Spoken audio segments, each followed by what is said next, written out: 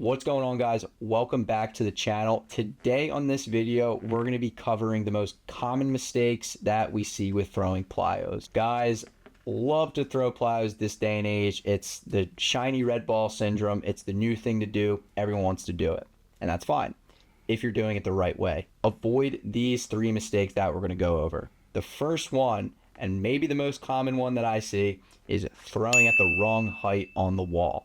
What I mean by that is, when you throw a plyo, it's no different than throwing a baseball in the sense that we want the ball to be coming out around head height. I see so many guys, throwing their plyos at the bottom of the wall. If you threw a plyo at the bottom of a wall that's 15 feet in front of you, you would spike a ball into the ground with a baseball. You don't want to do that. The next one that we see is jumping right into a program. You don't want to do this.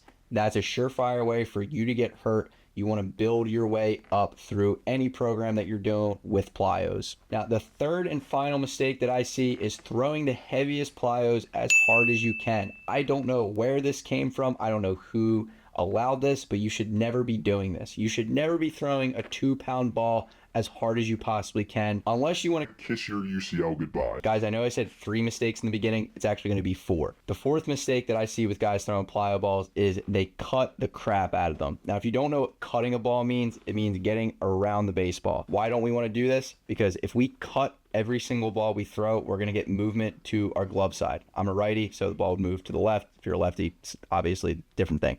But we don't want this. We don't want this. We don't want this. Throwing plyos is supposed to help your mechanics and help you gain velo. When we're making things harder on ourselves by getting around them, kind of just throwing them aimlessly, you're doing more harm than good. We don't want this. We want to make sure we're staying behind the ball, whether we're throwing plyos, whether we're throwing a baseball. It doesn't matter. Stay behind the baseball. There are things to help out with this. There's actually plyos with seams now, which is a great invention. This obviously simulates the real feeling of a baseball. So when you're throwing plyos, you don't get that coveted cutting action on your actual throws that nobody wants to see and is just honestly a tragedy to watch. You might ask, like, why can't I just throw weighted baseballs? Well, there's a reason. Throwing weighted baseballs into a wall doesn't really work out very well. Guys like to use plyos pregame. Guys like to use plyos in the offseason for velo training. And there's things that you can do with plyos that you can't necessarily do with a weighted baseball. Obviously, plyos are going to bounce back to you.